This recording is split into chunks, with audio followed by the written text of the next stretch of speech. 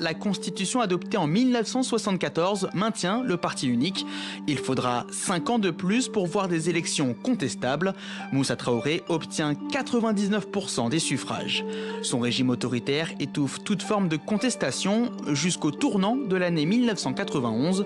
Unis pour réclamer le multipartisme, les forces d'opposition créent le mouvement démocratique. Un climat révolutionnaire gagne Bamako. Femmes, travailleurs, étudiants, tous descendent dans les rues de la capitale malienne. Le pouvoir réprime dans le sang. Et il reste ce soir à Bamako des centaines de blessés graves, laissés sans soins, faute de médicaments, comme la très jeune fille de cette femme qui agonise avec 18 balles dans le corps. Ma fille est en danger, elle a reçu 18 balles. Je voudrais l'évacuer, je n'en peux plus. On a renvoyé les médecins sans frontières, je n'ai plus d'espoir, je vous en prie. Je vous en prie. Ça va.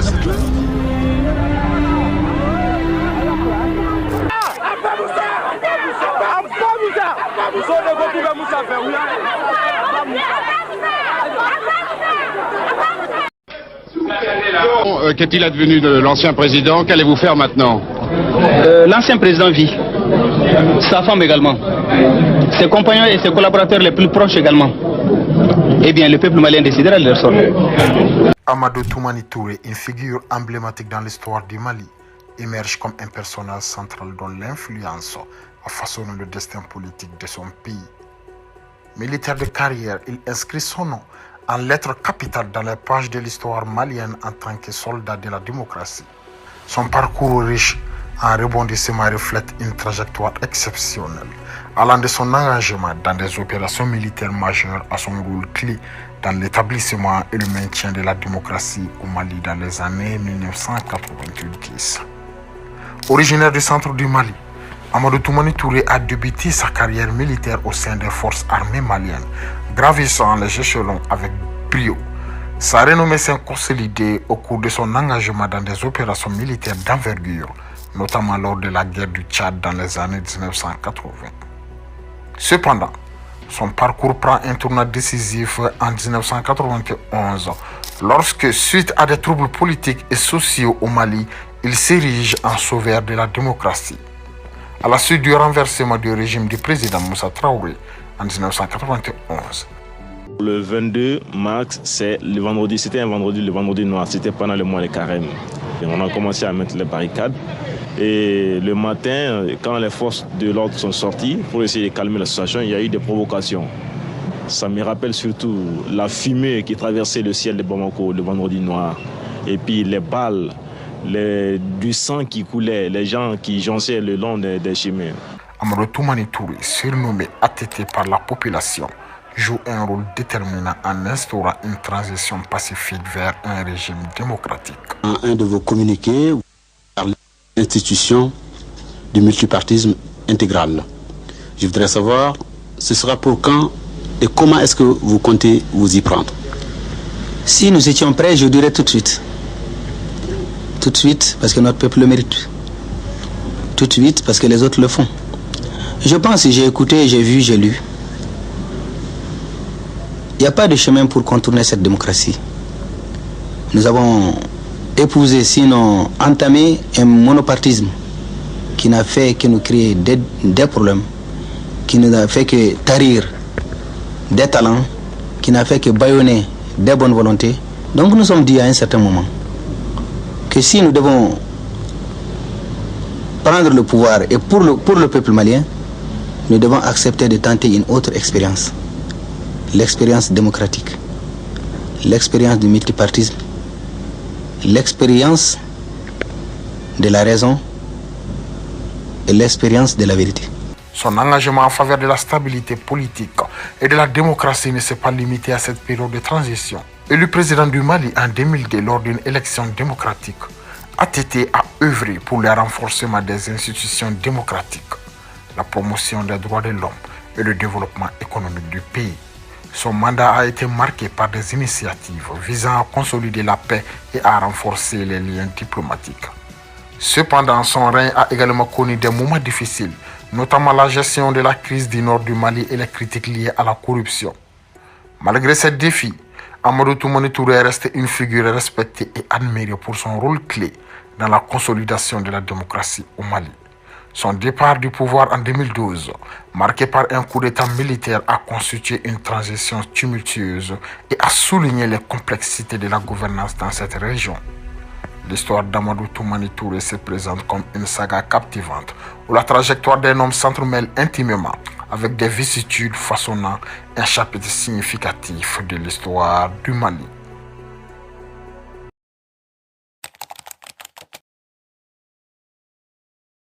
Amadou Toumani Touré est né le 4 novembre 1948 à Mopti, région du centre du Soudan français, colonie française à l'époque et actuelle République du Mali. Il passe sa petite enfance dans cette ville où il fréquente l'école fondamentale. Pour ceux qui ne connaissent pas, la région de Mopti est la 5e région administrative du Mali, située au centre du pays. Elle s'étend sur 79 017 km².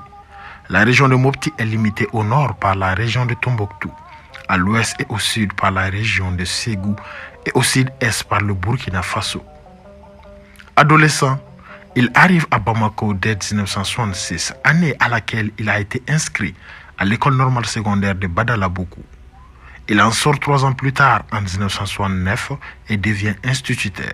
Après quelques années d'exercice dans le domaine de l'enseignement, Amadou Toumani Touré décide de changer radicalement de métier et s'inscrit au concours d'entrée à l'école militaire interarmes de la ville de Kati. Ceux qui connaissent bien l'histoire du Mali ont certainement entendu parler de la fameuse ville de Kati. Cette ville est incroyablement témoin de la majorité des grands événements politiques ayant bouleversé le pays. Il réussit le concours d'entrée à l'école militaire interarmes de Kati et devient officier au sein du corps des parachutistes, corps d'élite chargé de la garde présidentielle. Officier assez dynamique et discipliné, Touré gagne la confiance du président de la République de l'époque, le général Moussa Traoré, qui l'envoie passer plusieurs stages en France et en ex-Union soviétique, avant de le nommer en 1984 commandant du corps des commandos parachutistes du Mali, communément appelé Béret Rouge. À ce titre, il est chargé d'assurer la garde présidentielle. Le 26 mars 1992, à la suite des émeutes monstrueuses et violemment réprimées par le régime, Amadou Toumani Touré, alors lieutenant-colonel, est choisi par ses pairs officiers supérieurs pour diriger la junte militaire qui a renversé le général Moussa Traoré. Paysans, éleveurs, pêcheurs, commerçants et artisans, fonctionnaires, élèves et étudiants, et toute catégorie socio-professionnelle de notre pays. L'heure est à la vigilance, l'heure est à la réconciliation, afin que soit bannie à jamais la corruption, l'affairisme, le népotisme et toutes les autres pratiques inavouables dans notre cher Mali. Il prend la tête du comité de transition pour le salut du peuple, CTSP, et assure les fonctions de chef de l'État pendant une transition démocratique qui dure 9 mois. Il organise la conférence nationale qui se déroule du 29 juillet au 12 août 1991, puis des élections législatives et présidentielles en 1992. À l'issue de ces élections, il remet le pouvoir au nouveau président élu, Alpha Oumar Konaré. On le surnomme alors le soldat de la démocratie. Le nouveau président démocratiquement élu le nomme au grade de général pour le remercier de ses bons ou loyaux services. Son passage à la tête de l'État pendant les 9 mois de la transition lui donne l'envie de s'engager en politique et de briguer la présidence de la République. En 2001, Amadou Toumani Touré entrevoit de se lancer en politique. Il vise les élections présidentielles devant se dérouler en 2002. Le 1er septembre 2001, il demande et obtient sa mise en retraite anticipée de l'armée. Il décide de se lancer dans la vie politique en posant sa candidature pour l'élection présidentielle de 2002. L'élection de 2002 a été un moment crucial dans l'histoire politique du Mali. Le contexte était marqué par la fin du régime d'Alpha Oumar Konaré, qui avait servi 2 mandats en tant que président, conformément à la Constitution. Amadou Toumani Touré, ancien général de l'armée malienne, est déjà bien connu pour son rôle dans la transition démocratique de 1991, a émergé comme un candidat populaire et respecté. La transition démocratique de 1991 avait mis fin à des décennies de régime autoritaire au Mali, ouvrant la voie à un système multipartite. Alpha Oumar Konaré n'est pas candidat dans la mesure où, selon la Constitution, il ne peut briguer un mandat supplémentaire. Si l'élection présidentielle de 1998-17 s'était déroulée dans un climat très tendu entre le parti au pouvoir, l'Alliance pour la démocratie au Mali, Parti africain pour la solidarité et la justice ADEMA, PSG, et l'opposition qui est regroupée au sein d'un collectif décide de boycotter les élections, le climat politique quelques années plus tard s'est progressivement détendu, avec notamment l'organisation du Forum politique national en janvier 1999 et l'élaboration d'une nouvelle loi électorale. L'ensemble des partis prennent part au scrutin au sein du parti présidentiel. La succession d'Alpha Oumar Konaré entraîne des divisions. Ainsi, l'ancien Premier ministre et président de l'ADEMA, PSG, Ibrahim Boubacar Keïta quitte le parti pour fonder le Rassemblement pour le Mali le 30 juin 2001. Après sa démission de l'armée, Amadou Toumani Touré, que tout le monde appelle ATT, ne crée pas de parti politique. Étonnamment, il n'appartient également à aucun parti politique. Il s'appuie néanmoins sur une puissante organisation de la société civile, le mouvement citoyen que ses partisans ont créé et animé pour le soutenir.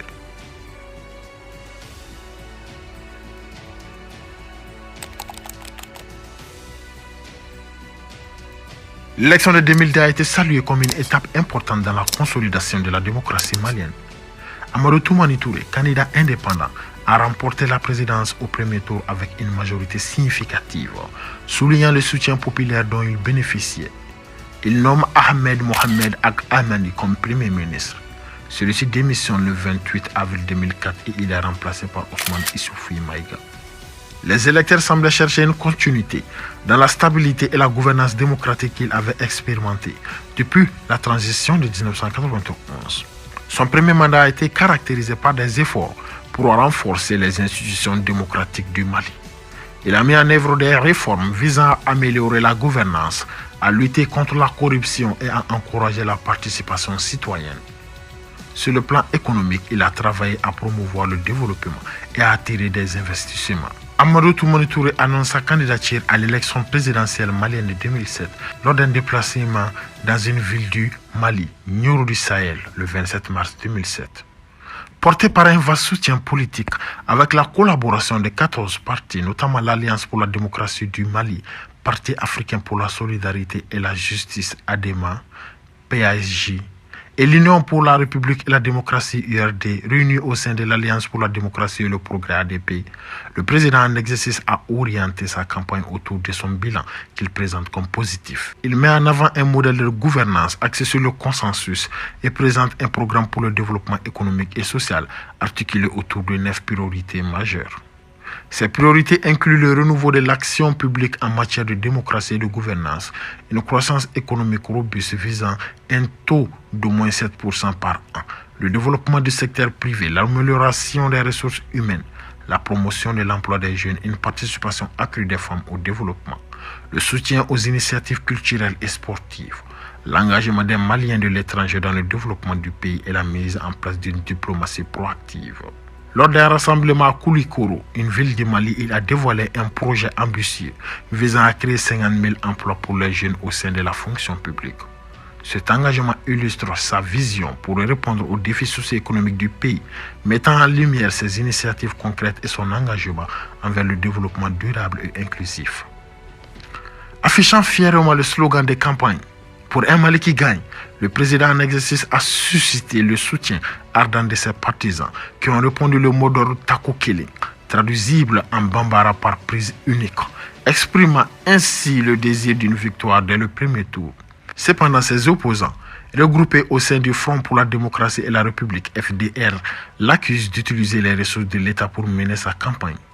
Les critiques portent également sur des allégations de favoritisme de la part du président et de son gouvernement, notamment en ce qui concerne l'attribution des logements sociaux.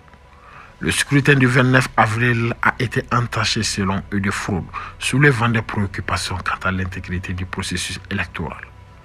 Malgré ces contestations, Amadou Toumani Touré a été réélu président de la République dès le premier tour le 29 avril 2007. Obtenant un impressionnant pourcentage de 71,20% des voix. Son principal concurrent Ibrahim Boubacar Keïta n'a recueilli que 19,15% des voix. Les candidats de l'opposition réunis au sein du Front pour la République et la démocratie ont contesté le résultat à l'égard des fraudes. Ce dénouement électoral a exacerbé les tensions politiques au Mali, soulignant les divisions persistantes au sein de la société. En 2012, l'armée malienne se trouve engagée dans une guerre dans le nord du pays, déclenchée par une rébellion touareg, menée par les insurgés touareg du Mouvement national pour la libération de l'Azawad et les djihadistes d'Amsardine. Assis derrière sa mitrailleuse, Omar Ould Amaa. C'est l'un des chefs militaires d'Ansardine. Nous, ce qu'on veut, c'est pas Azawad, c'est l'islam. L'islam, là.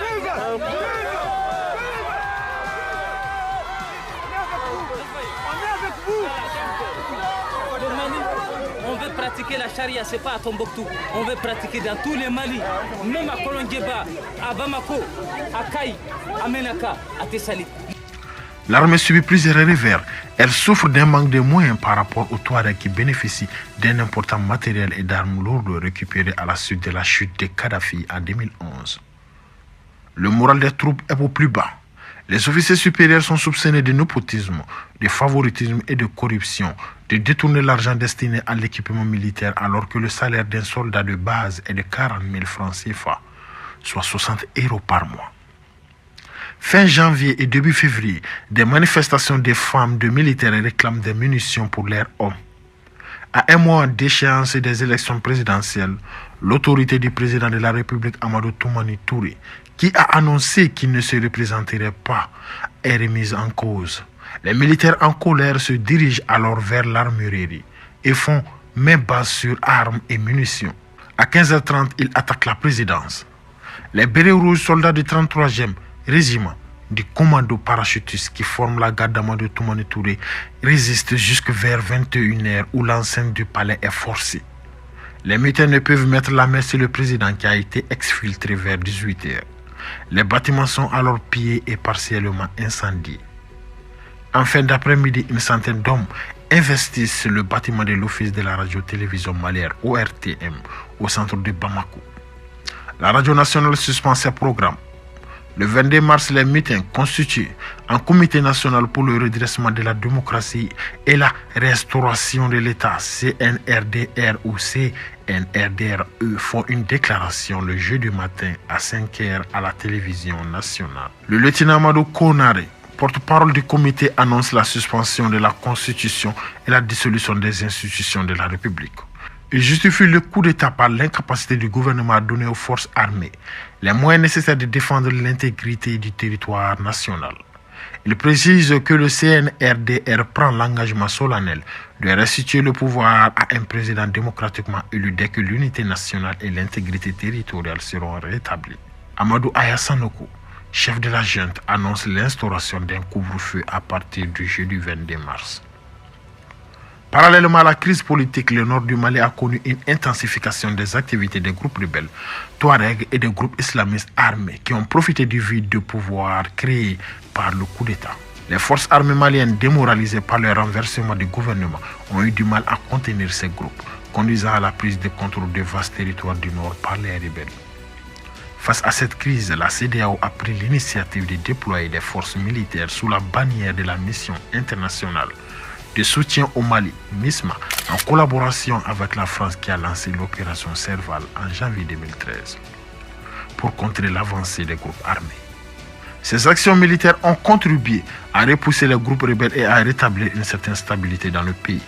Finalement, des élections présidentielles et législatives ont été organisées en 2013, permettant l'élection des nouveaux présidents, Ibrahim Boubacar Keïta, et le rétablissement progressif de l'ordre constitutionnel. Cependant, les séquelles du coup d'État et ses conséquences, notamment les défis liés à la reconstruction, à la réconciliation nationale et la sécurité persistaient, illustrant les complexités d'une transition post-coup d'État dans un contexte de crise multidimensionnelle.